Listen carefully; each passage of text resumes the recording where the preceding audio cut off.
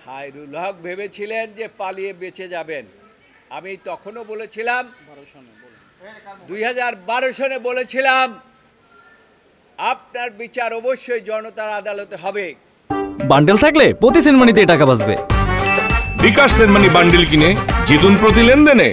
আল্লাহ রসিম রহমতে আমি অনেক আগেই বলেছি, এখনো বলি, জিয়া পরিবারের উপরে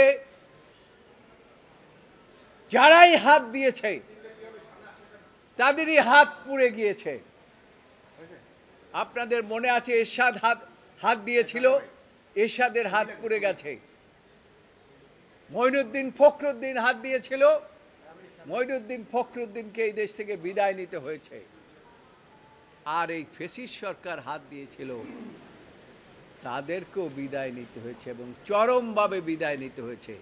এখন খায়রুল হকের বিচার কিভাবে হয় সেটা দেখার অপেক্ষায় আমরা আছি। এবং এই খায়রুল হক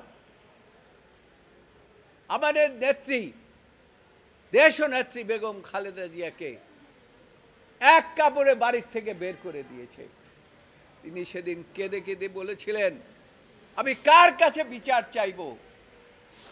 বলেছিলেন, আমি এক কাপড়ে চলে এসেছি, যেখানে আমার সংসার, যেখানে আমার শহীদ রাষ্ট্রপতি জিয়াউর রহমানের সংসারে আমি গিয়েছি, তা যেখানে সব শহীদ রাষ্ট্রপতি জিয়াউর রহমানের স্মৃতি বিজড়িত, আমার সন্তানদের স্মৃতি বিজড়িত, সেখান থেকে আজকে আমাকে এক কাপড়ে বের করে দিয়েছে। এর জন্য খায়রুল হক দায়ী। কোনো অবস্থাতেই দায় খায়রুল হক এড়াতে পারে না। তাই সরকার প্রধানকে বলবো, অনতিবিলম্বে এবং সবকিছুর আগে খায়রুল হকের বিচার এমনভাবে করবেন যে জনতা বুঝতে পারে এই দেশের মধ্যে অবিচার করলে বা একটা বিচার বিভাগকে ধ্বংস করলে কি হয়, ভবিষ্যতেও বিচারপতিরাও সাবধান হয়ে যাবে। খায়রুল হক ভেবেছিলেন যে পালিয়ে বেঁচে যাবেন। আমি তখনও বলেছিলাম, 2012 সনে বলেছিলাম আপনার বিচার অবশ্যই জনতার আদালতে হবে।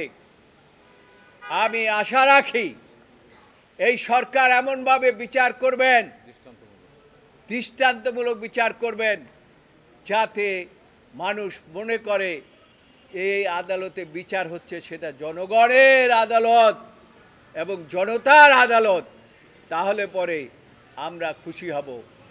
আমি নিজে যেহেতু বলেছিলাম যে আপনার বিচার জনতার আদালতে হবে, এবং সেদিন আপনারা সাংবাদিকরাও সেটা প্রচার করেছিলেন।